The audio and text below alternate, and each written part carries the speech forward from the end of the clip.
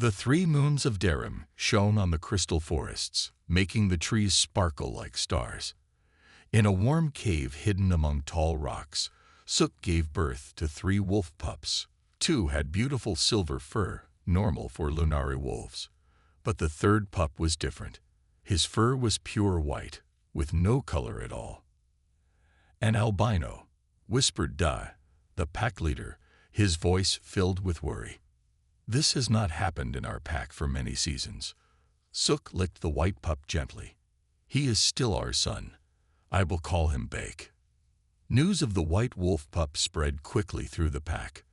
That night, Elder Han called a meeting. "An albino pup brings bad luck," Han said to the gathered wolves. His old gray face looked harsh in the moonlight. "The old stories warn us about this. The white ones are marked by the void spirits." Day stepped forward, his silver fur standing up along his back. "He is my son. I am pack leader, and I say he stays."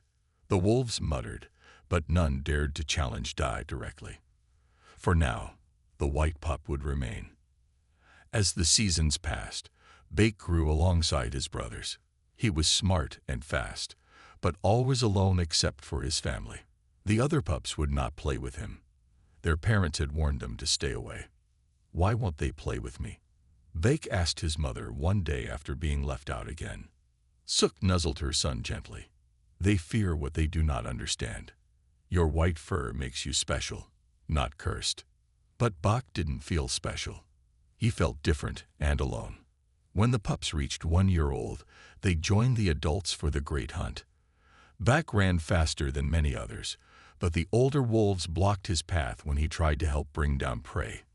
"We don't need help from the white ghost," growled one wolf named Ha. "You'll scare away the herd with your strange color." That night, as Buck slept alone at the edge of the pack's sleeping area, he felt a strange itching on his back leg. When he licked the spot, he tasted something strange, hard and salty.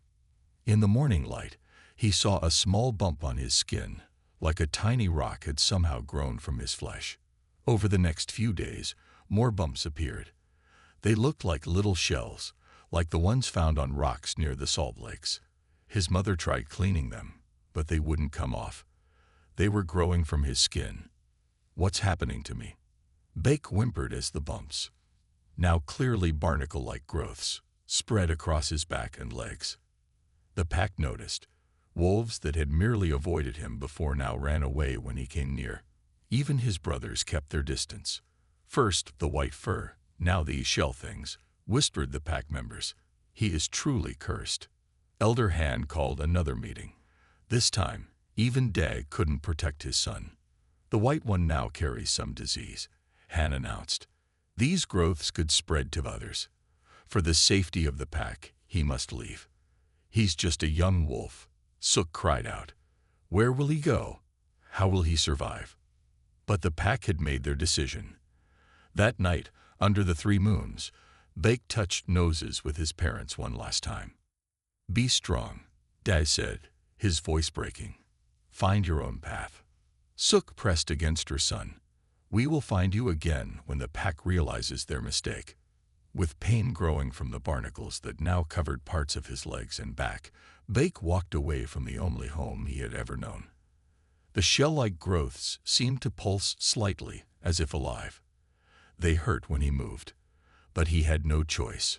Alone, the white wolf with strange barnacles headed into the crystal forest, the moonlight making his unusual form glow against the darkness. Behind him, the howls of his family faded into the night. As he walked, one of the barnacles on his shoulder made a tiny clicking sound, almost like a whisper. For 7 days, Bake walked through the crystal forests of Darim. Each step hurt more than the last. The barnacles now covered most of his back legs and were spreading up his sides. In the daytime, they looked like normal gray shells. But at night, they gave off a faint blue glow. Bake was hungry. Without a pack, hunting was hard. He caught small animals when he could, but it wasn't enough. He grew thin and weak. On the 8th day, Bake smelled smoke. Following the scent, He found a small camp where Modu traders had stopped for the night. The Modu were tall aliens with 4 arms and green skin. They traveled between planets selling goods. Bake watched from behind a rock. The Modu were cooking meat over a fire. His stomach growled. "Please," Bak said, stepping into the light. "I need help." The Modu jumped up in surprise. One grabbed a weapon. "Stay back, creature," shouted the tallest Modu. "What are you?" "I am Bak, a Lunari wolf. I am sick. See these growths on my skin. Can you help me remove them?" The Modu looked at each other with fear in their eyes. "That's a shell disease," said one Modu, backing away. "Very bad. Very catching. Go away before you infect us all." They threw rocks at Bake until he ran away, hungry and sad. For many more days, Bake traveled. The barnacles spread faster now. They covered his whole back and were growing on his sides and front legs. At night, they glowed brighter. Sometimes, Bake thought he heard them making little clicking sounds, like they were talking to each other.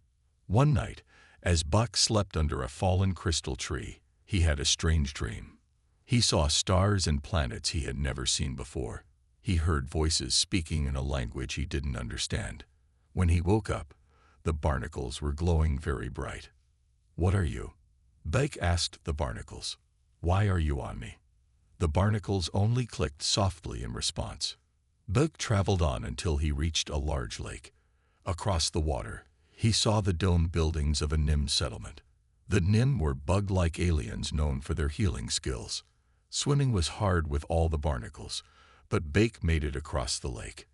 Tired and in pain, he walked into the Nim settlement. The Nim were shocked to see him. They were thin aliens with 6 legs and big eyes. They buzzed their wings in alarm. "Please," Bak said. "I need a healer. These things on my skin hurt." A Nim with special markings stepped forward. This was their head doctor. "I have never seen this before," the Nim doctor said, looking at the barnacles. The doctor touched one barnacle with a thin stick. The barnacle glowed bright blue and made a loud click. The Nim jumped back. "These are not normal growths. They respond to touch. They may be alive. Can you remove them?" Bake asked hopefully. The Nim doctor shook his head.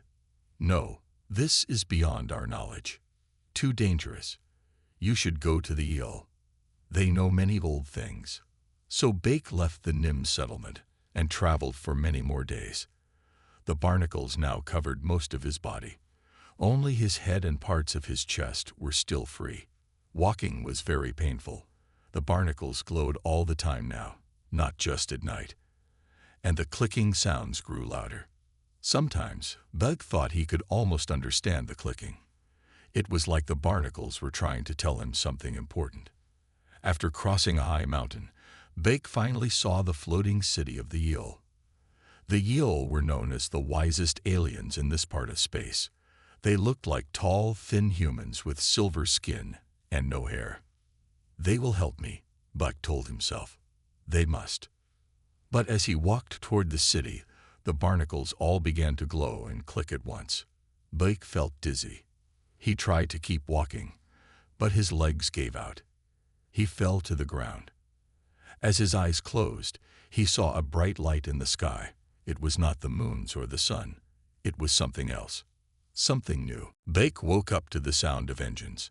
Not the quiet hum of Yule ships, but louder, rougher sounds. He tried to stand, but the barnacles were too heavy now. They covered almost his entire body. Only his face and part of his chest remained white.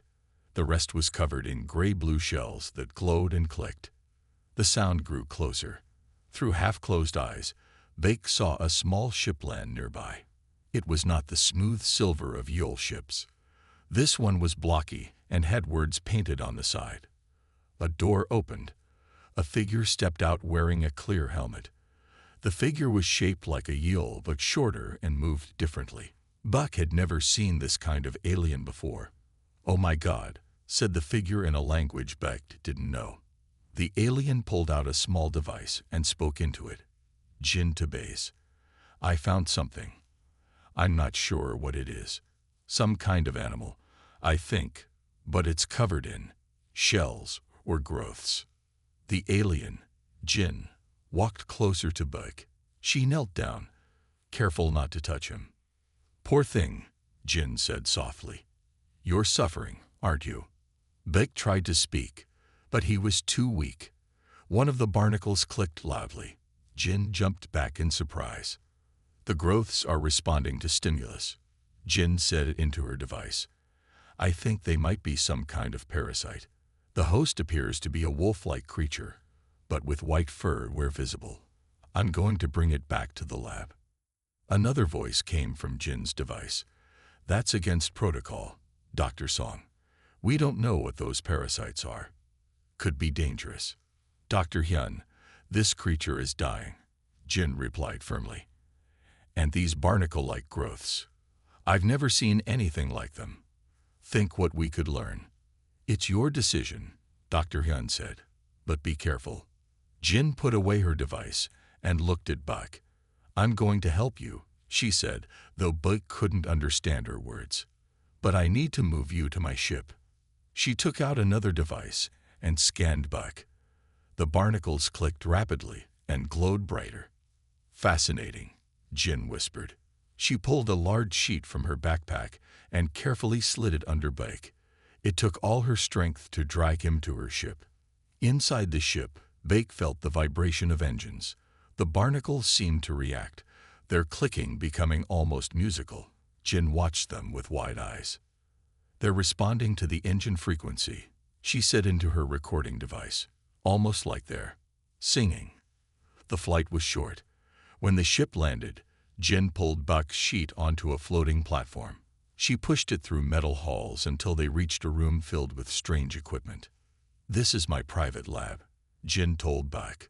My colleagues don't need to know you're here just yet. Jin ran tests on Buck for hours. She took small samples of the barnacles and looked at them under machines. The whole time she talked softly to Buck, giving him water through a tube.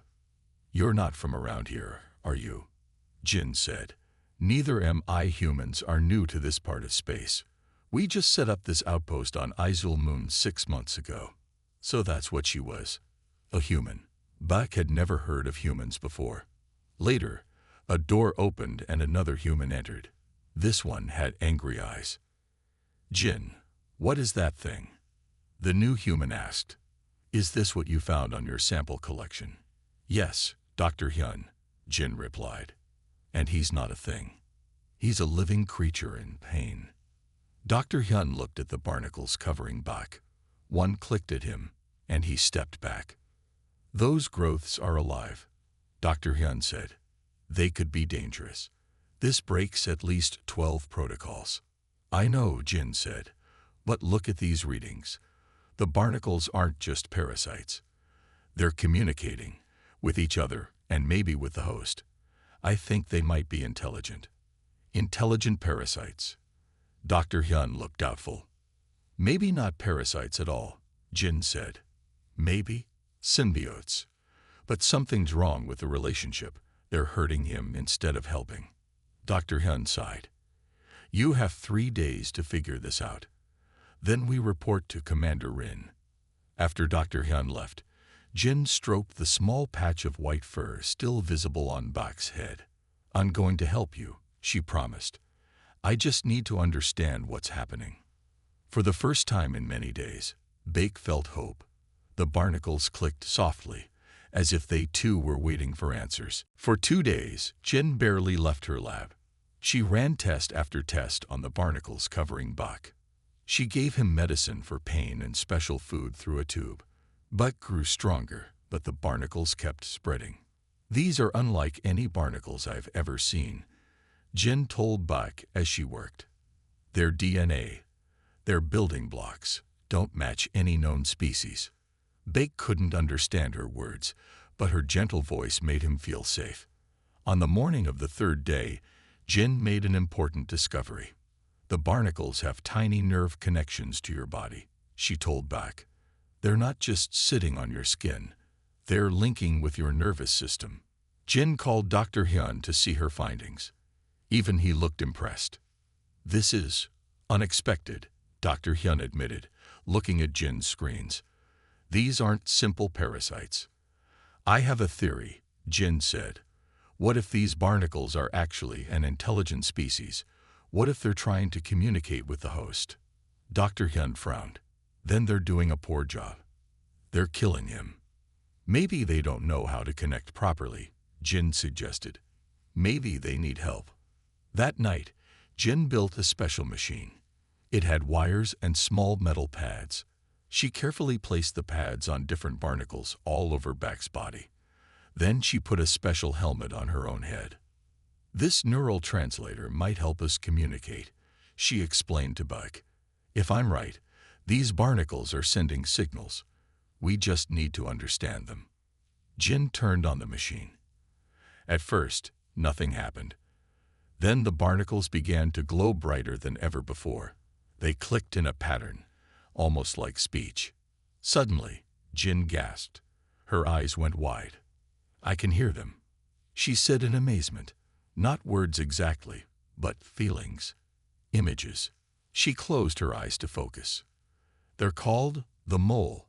They're ancient, older than any species we know.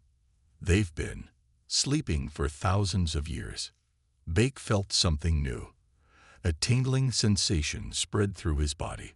For the first time, he could sense the barnacles, the mole, as more than just painful growths. They were alive. They were aware. "The mole are a collective mind," Jin continued, her voice full of wonder. "They need a host to wake up fully. They chose you, Bake, because you were special." Using the translator, Jin adjusted some settings and aimed it at Bak. "Can you understand me now?" To Bak's surprise, he could. The human's strange sounds suddenly made sense in his mind. "Yes," Bak said. His voice was weak from not being used for so long. Jin smiled. "The translator works both ways. Bak, the mole chose you because you're an albino. Your genetic structure is perfect for them. But something went wrong with the connection." "They hurt," Bak said simply. "Yes, and they know that now," Jin replied. "They're sorry. They didn't mean to cause pain. The connection process should have been guided. There's a ritual, a proper way to join with the mole. Without it, both you and they will die." "How do we fix it?" Bak asked. Jin looked sad. "I don't know yet. The mole's memories are incomplete after their long sleep, but they remember that the Limari, your people, used to know how to help with the joining process. It's in your ancient texts." "My pack rejected me," Bak said bitterly. "They won't help." "We have to try," Jin insisted. "The mole are showing me images. They're important, Bak. They protected the galaxy once, long ago. They could do it again." Dr. Hyun entered the lab then. He stopped in shock when he heard Bake speaking through the translator. "We have a bigger situation than we thought," Jin told him. "We need to go to Darum, the Lunari homeworld." Dr. Hyun looked worried. "They don't welcome outsiders." "They'll have to make an exception," Jin said firmly. "Because if we don't help Bake and the mole complete their connection properly, we'll lose them both. And the galaxy might need them more than anyone realizes." The barnacles glowed in agreement, their light pulsing like a heartbeat. Getting to Darum wasn't easy.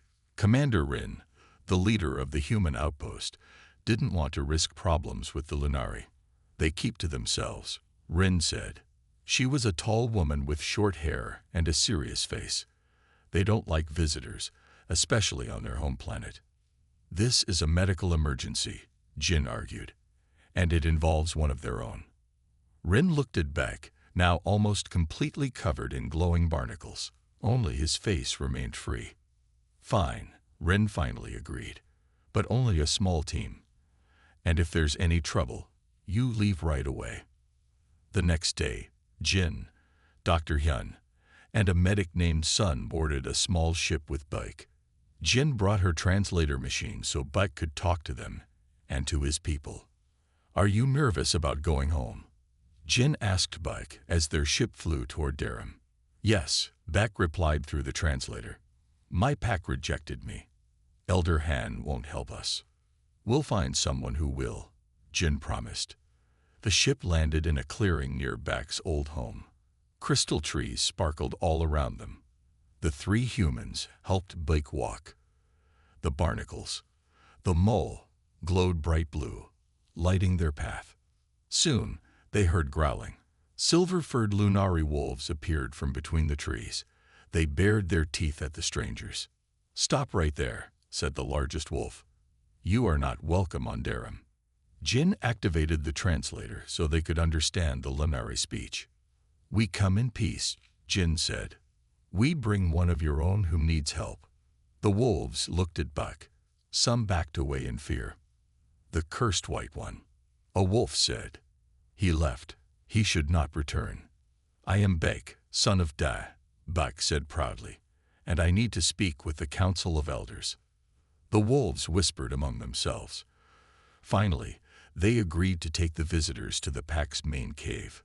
Inside the large cave, many Lunari wolves gathered. Elder Han sat on a rock at the front. His old eyes widened when he saw Buck. Why have you brought this thing back to us? Han demanded. And who are these aliens? We are humans, Jin explained. I am Dr. Jin Song, a scientist. These growths on Beck are not a disease. They are an ancient species called the mole. The older wolves gasped at the name. The mole are just a legend, Han said, but he looked nervous. No, they are real, Jin said.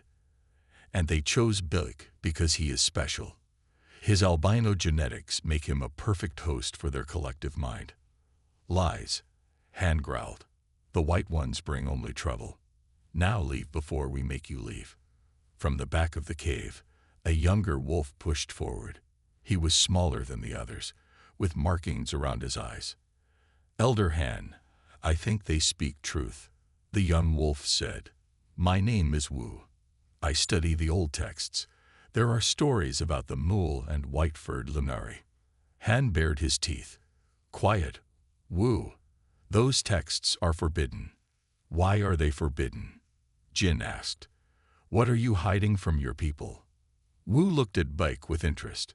The old texts say the mole were guardians of the stars, and albino Lunari were once honored, not outcast. Many wolves looked surprised at this news. Leave now, Han ordered the humans and Buck, or face our teeth.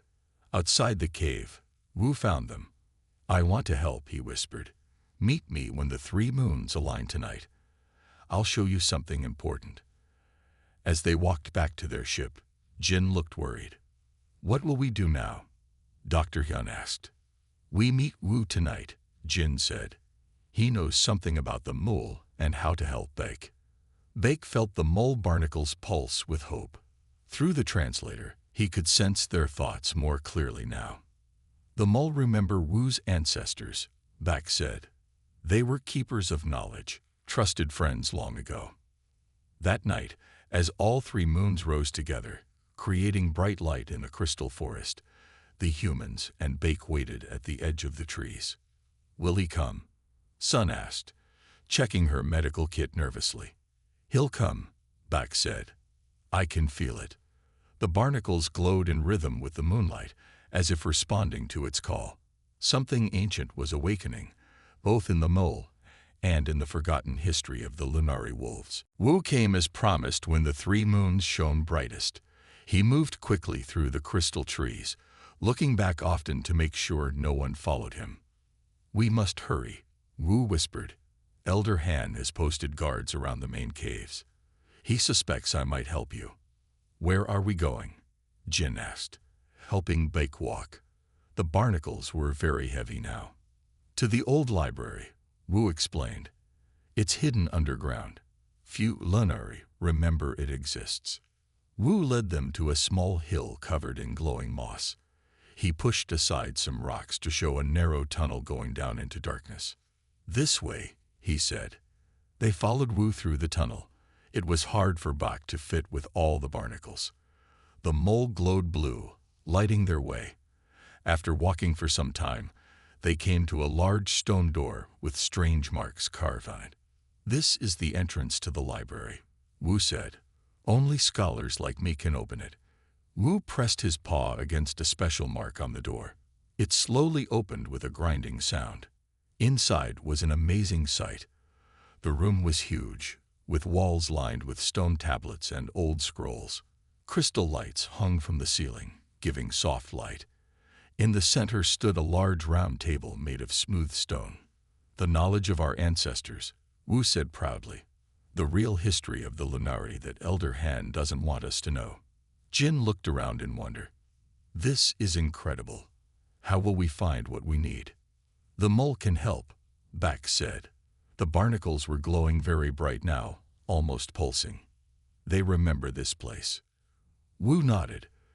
"The old texts say the mole have a shared memory that goes back millions of years. They never truly forget." Using the translator, Jin helped Bake focus on the mole's ancient memories. The barnacles clicked and glowed in patterns. "There," Bak said suddenly, pointing with his nose to a section of wall. "The mole remember those tablets." Wu carefully took down several stone tablets with strange writing. He placed them on the round table. "These tell the true story of the mole and the Lunari," Wu said as he read. 10,000 years ago, the mole would choose one special white-furred Lunari each cycle. They would join with this chosen one through a sacred ritual. "What was the ritual for?" Dr. Hyun asked. "The joining of minds," Wu explained. "The mole are a collective consciousness. They need a host to help them focus their power.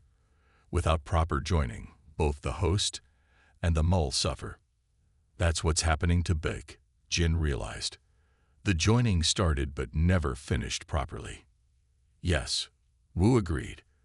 "The ritual must be completed under the rare alignment of all 3 moons, with the help of the host's birth pack.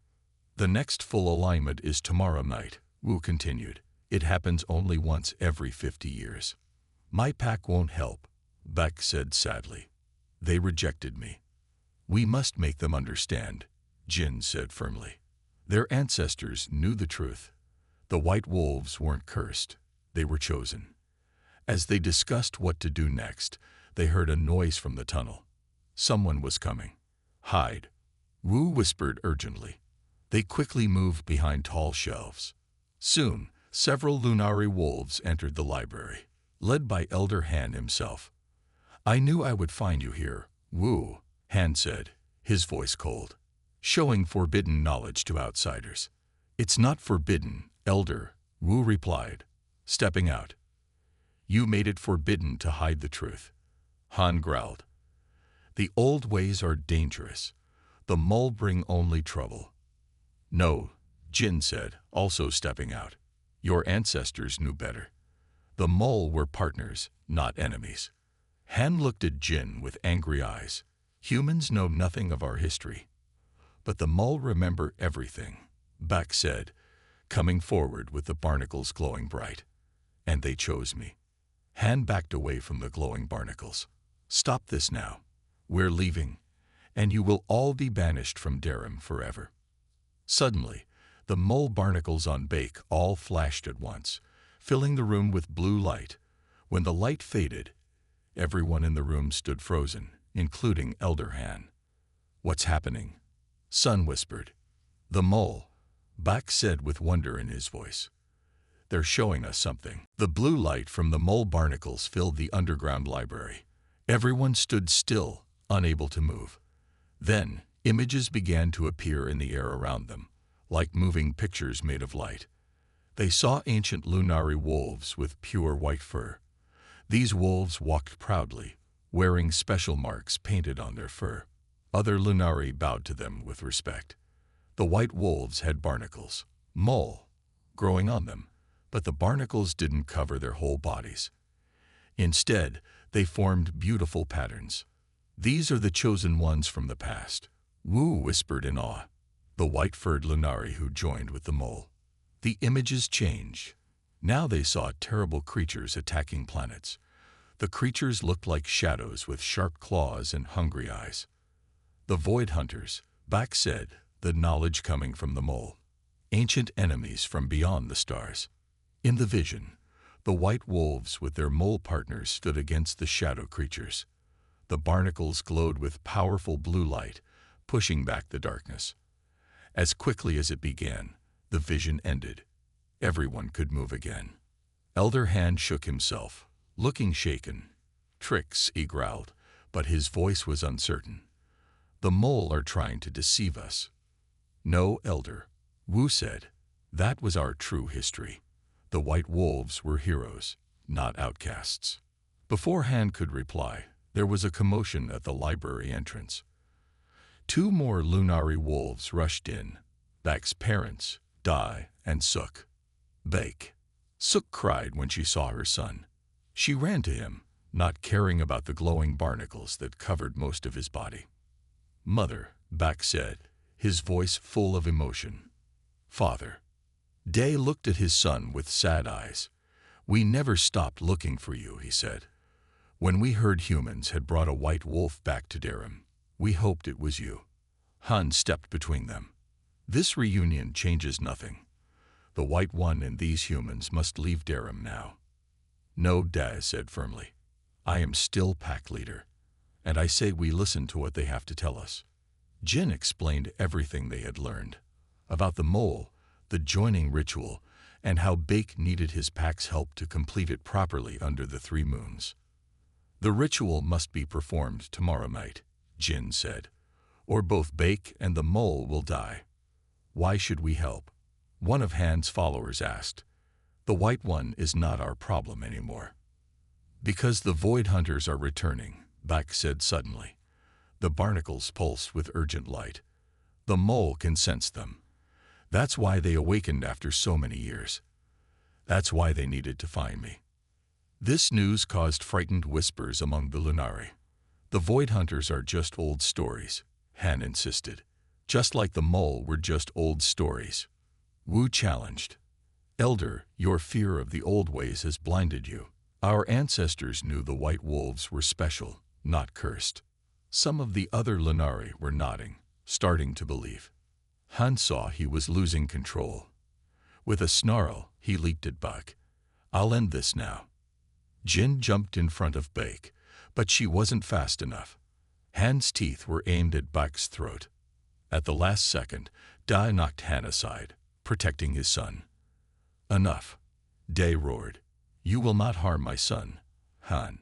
The 2 wolves faced each other, growling.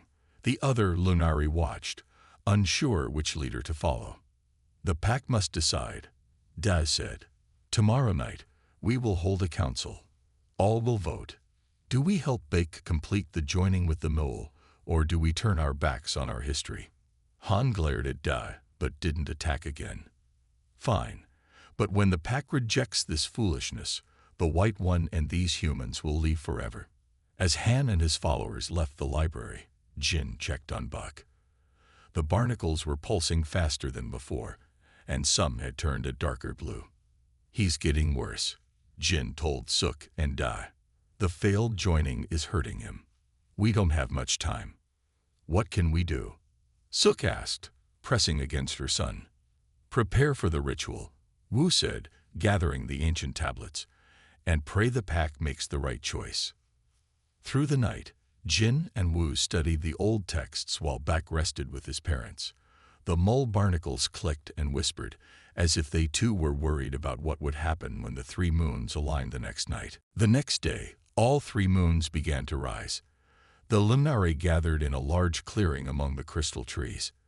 Bake lay in the center, barely able to move now. The barnacles covering his body had turned a darker blue, almost purple in places. He's getting worse, Jin told Dr. Yun and son. If we don't complete the ritual soon, we'll lose him. Day stood before the gathered pack. Tonight we must decide, he said in a strong voice. Do we help my son, or do we turn away from him again? Elder Han stepped forward. The White One brings danger. These humans and their stories of void hunters are trying to trick us. Many wolves growled, some agreeing with Han, others with Da. Wu came forward with the ancient tablets. These are the words of our ancestors, he said. They tell how the mole chose white wolves as partners, how together they protected us from the void hunters. Stories for pups, Han said dismissively. Then how do you explain this? Jin asked, pointing to the darkening sky. Above them, strange lights had appeared. They looked like tears in the night sky, showing something dark moving behind them. The void hunters, Wu whispered. They're testing the barriers between worlds. The sight of these strange lights frightened the Lunari. Even Han looked up with fear in his eyes. The mole can sense them, Bak said weakly. That's why they sought me out. But the joining is failing. We need the ritual. Day turned to his pack. Who stands with my son? One by one, wolves stepped forward. First Suk, then Wu, then others who had begun to believe. Soon, more than half the pack stood with Da. Han saw he had lost. With an angry growl, he turned away. Do what you want, but I will not help. We don't need everyone, Wu said, reading from the tablets. Just the family blood, and 7 witnesses. Jin quickly set up the ritual circle as Wu described it. She placed special crystals around Baek. The 3 moons were now fully visible, their light shining down on the clearing. The moons are aligned, Wu announced. We must begin now. Day and Suk took positions at Bak's head. 7 other Lunari formed a circle around them. Jin, using the translator, stood close by to help guide the process. The mole must be welcomed properly, Wu instructed. Everyone, place your paws or hands on Baek and focus your thoughts on acceptance. As they did this, the barnacles began to pulse with light, faster and faster. Now, the family blood must speak the words of joining, Wu said. Day and Suk spoke the ancient words that Wu had taught them. The barnacles glowed brighter than ever before. Suddenly, Han leaped into the circle. I will stop this madness, he shouted, running toward Baek. But when he touched the circle of light formed by the ritual, Han froze. He couldn't move. The mole are protecting the ritual, Jin realized. The ritual continued. Baek's body lifted slightly off the ground. The barnacles began to change. Instead of hard shells, they became flowing patterns of light, sinking into Baek's white fur. Baek cried out, not in pain, but in wonder. I can feel them, he said. All of them. Their thoughts, their memories. The light grew so bright that everyone had to look away. When they could see again, Baek was transformed. He stood tall and strong. His white fur now had flowing blue patterns where the barnacles had been. The patterns glowed with soft light. His eyes shone with new awareness and wisdom. The joining is complete, Baek said, but his voice sounded different. Deeper, older somehow. Baek? Suk asked, approaching her son carefully. I am still Baek, he assured her, but I am also the mule now. We are one. Han, released from his frozen state, backed away in fear. What have you become? What I was always meant to be, Baek replied. A bridge between worlds. He looked up at the strange lights in the sky, and a guardian against what comes. The 3 moons shone down on Baek, making his new blue patterns glow even brighter. For the first time since he was born, the white wolf stood proud among his pack. And high above, the tears in the sky grew larger. 3 months had passed since Baek's transformation. The human outpost on Izul Moon had changed greatly. New buildings had been added, and ships from many worlds now visited regularly. In the main meeting hall, Jin watched as visitors from across the galaxy gathered.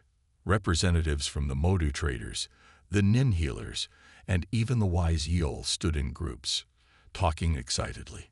They all refused to help Baek when he was suffering, Jin said to Dr. Yun. Now they all want to meet him. Humans were the only ones who showed compassion, Dr. Yun replied. The others are beginning to understand why that matters. Commander Rin approached them. The Galactic Union Council is impressed with what we've accomplished, she said. They've officially recognized humans as key members now. Jin smiled. All because we helped one sick wolf when no one else would.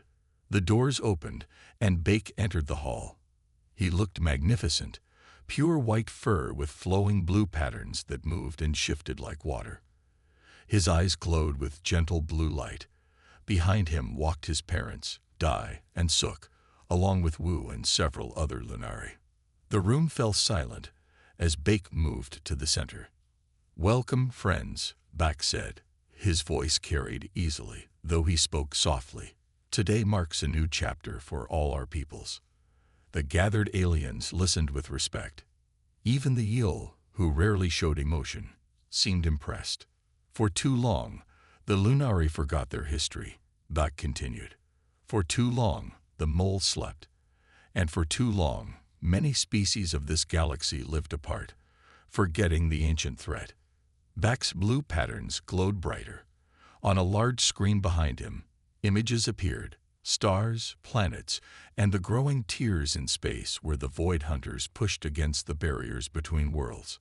"The Void Hunters grow stronger," Bak explained, "just as they did 10,000 years ago. But this time, we will be ready." A Modu trader stepped forward. "Why should we believe these stories of ancient enemies?" "You don't need to believe the stories," Jin answered. "But the tears in space are real. Our scientists have confirmed them." Bake nodded. "The Void Hunters feed on fear and division. That is why they first attack those who are seen as different, as outcasts." He looked at Jin. "It was human compassion that saved me when all others turned away. That compassion may be what saves us all." Elder Han had also come with the Lunari group. In the months since Bak's transformation, he had changed. The old wolf now stepped forward. "I was wrong," Han admitted to everyone. "I let fear guide me. I forgot the true history of my people." He looked at Bake with respect. "I now work to record our true history for future generations." One by one, representatives from different species pledged to work together. The Nim offered their healing knowledge. The Modu promised to carry messages between worlds. The Yil agreed to share their ancient wisdom. After the meeting, Jin found Bake looking out at the stars from a large window. "What do you see when you look at the stars now?" she asked. "I see both danger and hope," Bak replied. "The moles share their memories with me. Memories of past battles with the Void Hunters, memories of worlds working together." "Do you think we can win?" Jin asked. "Yes," Bak said simply. "Because of you, Jin. You showed me kindness when others showed fear. That is humanity's greatest strength." Jin placed her hand on Bak's head, touching the soft white fur between the glowing blue patterns. "We've set up research centers on 12 planets," she told him. "We're finding more albino Lunari, who might be chosen by the mole in the future." "Good," Bak said. "We will need more bridges between species." As they watched, a new ship landed at the outpost. More humans were arriving to help with the growing alliance. "It's strange," Jin said. "Your people thought being different was a curse. But your difference turned out to be exactly what the galaxy needed." Bak's blue patterns pulsed with warm light, and humans, the newest species in the galaxy, turned out to be the wisest of all. Together, they watched the stars, ready for whatever would come next. The white wolf with flowing blue patterns, and the human who had saved him when all others had turned away. The first guardians of a new alliance.